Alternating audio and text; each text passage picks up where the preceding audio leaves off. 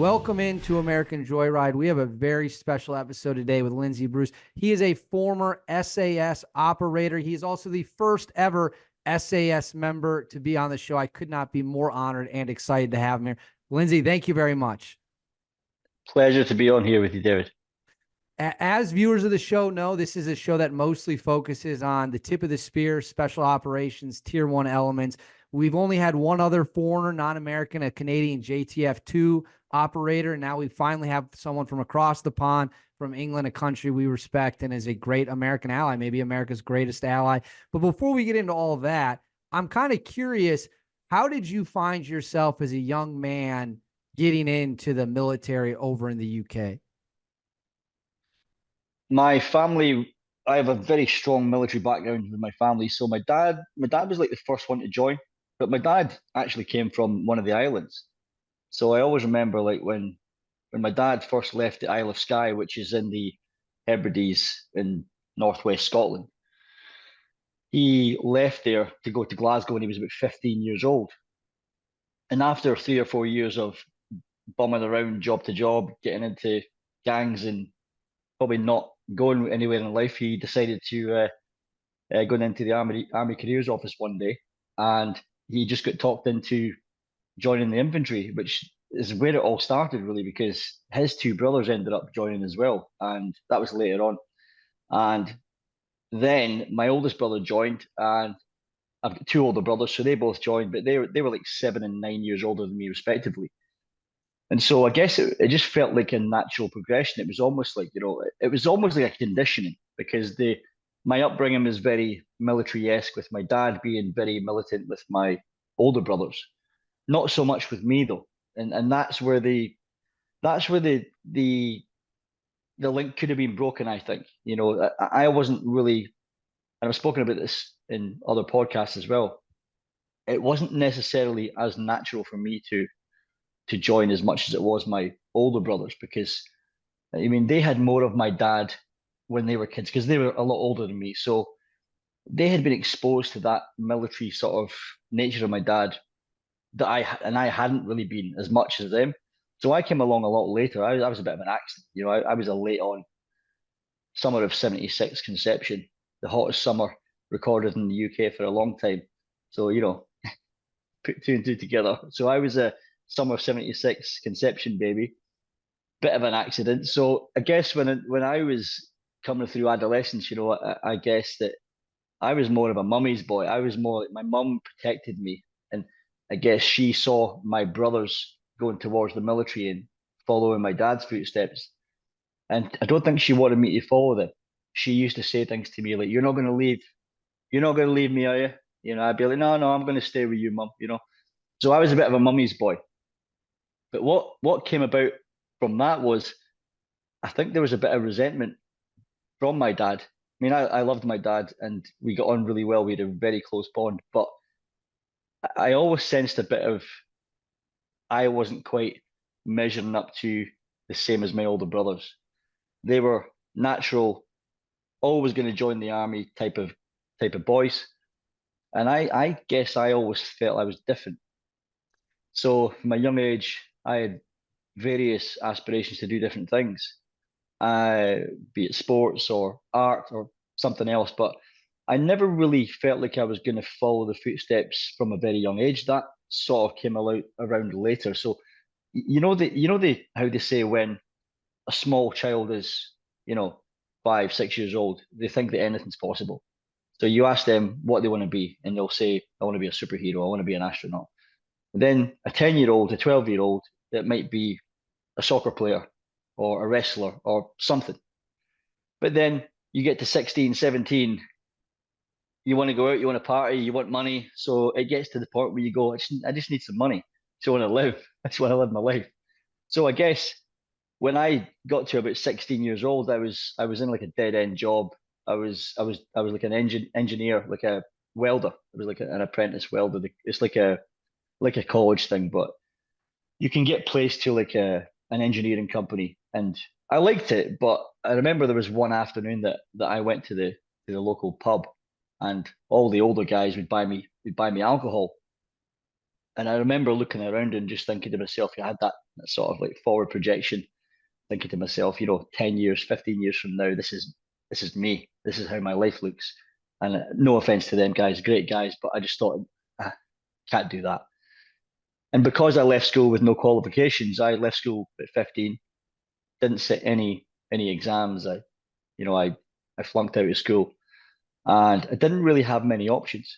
Growing up in a small town in northwest Scotland, there wasn't that many career options, especially for someone like me who was through the school system eventually thought I was kind of stupid or completely non-academic. So there's nothing I could do in that field. So I had to be practical.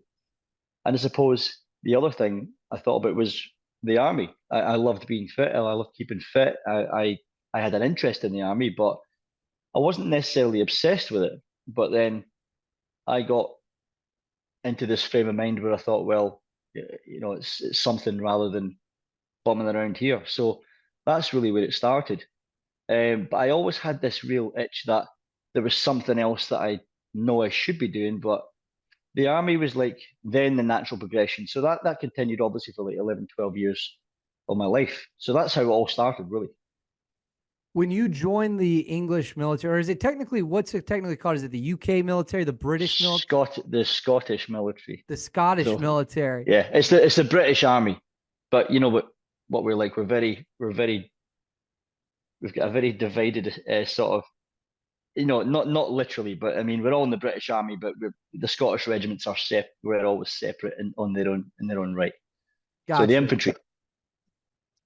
So you So I joined joined the infantry. Yeah. the infantry. So was there, when you get to the infantry, are you thinking already, I want to go to the SAS? Did you even know what the SAS was at that point in time? Well, yeah. I mean, I was well schooled in the military side of things because I grew up with it. Right. And I guess although it didn't feel abnormal to me, I just didn't really think that it was my only option or something that I was definitely going to do. So that's going back to about my brothers. They were always going to join the army. That was all they wanted to do. For me, I didn't necessarily have all my eggs in one basket. And so when I eventually did do that, then my mind, I kind of turned the dials a little bit because I found out that when I did join the military, I really liked it. I really enjoyed it. And also, I was very good at it. And finally, for me, it was like, well, I went through school and was kind of subconsciously conditioned to believe that I wasn't really good at anything apart from art. I was good at art in school. That was it. I was good at making stuff out of wood and metal and paint and drawing and all that. But I didn't really think I could do anything with any of that. And so when I then joined the army, and I was, very fit, physically fit, and I was coming first in all the tests, and I just took to it really well, and I enjoyed it. I enjoyed the camaraderie more than anything. It was just like being around guys my age and maybe a bit older, and we had such a good laugh. It was such a good time, and everything was done for you as far as logistics are concerned. You got paid at the end of the month. You got a bed to sleep in. You had a roof over your head. You were fed 3 meals a day. You had social time. You had a lot of security and safety and certainty as a result of that. So for a young boy or a young man, just through adolescence and getting into adulthood, it was a nice place to be. So when it comes to the whole SAS thing and did I know what it was, I was very aware of it, and I was obsessed with this movie. I was obsessed with a movie called Who Dares Wins. Lewis Collins. It's a classic movie. It was like kind of around the time. I think it was made not long after the Iranian embassy siege. So it was loosely the framework was loosely kind of based on something similar, but it was a bunch of people that took over the American embassy, and there was a siege, and then obviously the SS and did a rescue mission. Um, and I remember being obsessed with that film because there's one particular scene for anyone who's seen that movie. There's an unforgettable scene where they're running through the American embassy, and Lewis Collins is like he's in there as an agent, and he's undercover, and so and he's actually a retired SAS guy. He was kicked out of the SAS, but he ends up in with this. He ends up gathering intelligence and getting in with this woman who's one of the heads of this organization. And there's a part in the movie where the SAS come in and they storm the embassy, and he links up with him, and he's just got like a white shirt with an open collar, and he's a real handsome bloke, and he's like a real cool guy, you know. He died a few years ago, unfortunately, but he'd have been an amazing James Bond, by the way. That I always thought he should have been James Bond, but regardless, that's another story for another day. There's a part in it where they're like on V formation, running down the corridor of the embassy, and he's point man, and he's got this white shirt with the open collar and a pair of black trousers on, and he's running with this machine gun, and all the SAS guys in black and respirators are behind him in arrow formation. It's just like the coolest thing ever, and the music's really cool. And if you've ever seen that movie as a young kid, that was like, I want to be that. That's what I want to do. So I guess when I joined the army, um, you're asked about all these things. You're given information on what all the other regiments are, how the military works as a whole organization. And I remember being week one in basic training, and the platoon commander said, "Does anyone know what this cap badge means?" And it was a picture of the winged dagger, Who Dares Wins. And I put my hand up and says the SAS, and he says, "Is anyone here any aspirations to ever join this organization?" And me and one other put our hands up, me and one of my friends, and ended up leaving the army, and I ended up joining about 5 years later. So it did actually. I kind of manifested that. That's incredible. Yeah, And to a reference point, I don't know if you're familiar. The story you just told is very interesting because there's a movie a lot of American tier one guys will talk about. It's called Red Dawn. It's from the yeah. 1980s. And I have Dude, had so many guys that were either mhm. on SEAL Team 6 or Delta Force. They said when I was a kid, I was, maybe they were like 10, 12, whatever. They're like, the first time I saw that movie, all I ever wanted to do after that was run around and Yeah, shoot communists in the mountains. It's like they yeah. universally love that movie, which it's interesting because you kind of have roots to a movie of your own. It is. It's a great movie. I suppose it's a transatlantic thing, right? We could relate to the British movie rather than something American because, in the UK, you're a very small island, and I guess that there's not as much association with what's going on across the pond. So American movies are very Hollywood, and although Who Dares Wins was still very far fetched, it was because it was a British made film, because it was probably a bit more resonance to us guys growing up there.